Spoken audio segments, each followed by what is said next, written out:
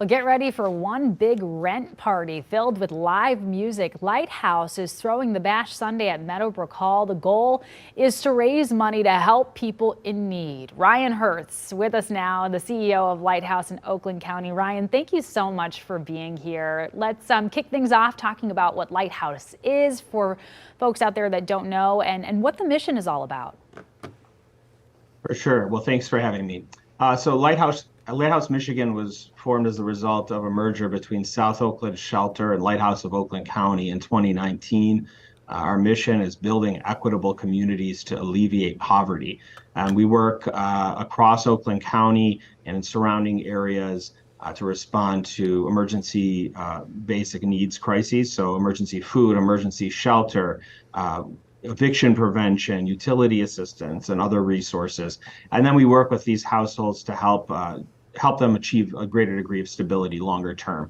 So we have a Centers for Working Families program, a follow-up care program, and other wraparound services.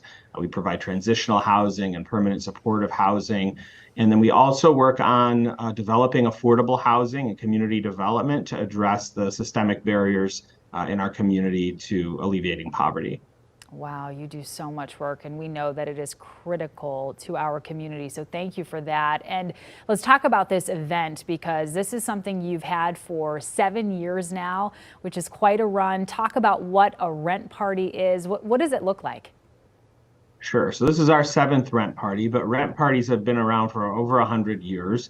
They essentially emerged as a way to address issues in the rental housing market, similar to those that many members of our community face today.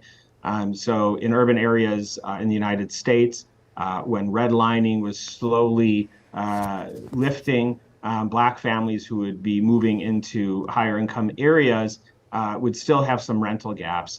And so some families would throw rent parties in their home, sell tickets, hire a band, give everyone a cup, maybe serve, depending on what decade it was in, bathtub gin or something along those lines, and just have a great time. And many of the most famous blues and jazz artists were actually got their start in the rent party circuit.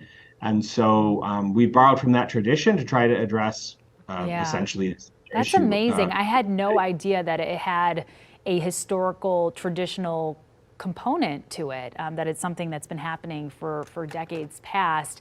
Talk to us about how this year's event will be different from previous years.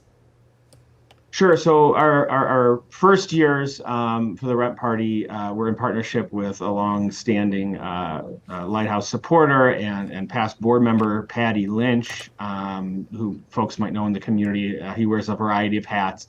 And one of those is that he purchased and renovated the Stanley Kresge Mansion in East Boston, Edison, Arden Park area in Detroit. And he was our host all the way until now.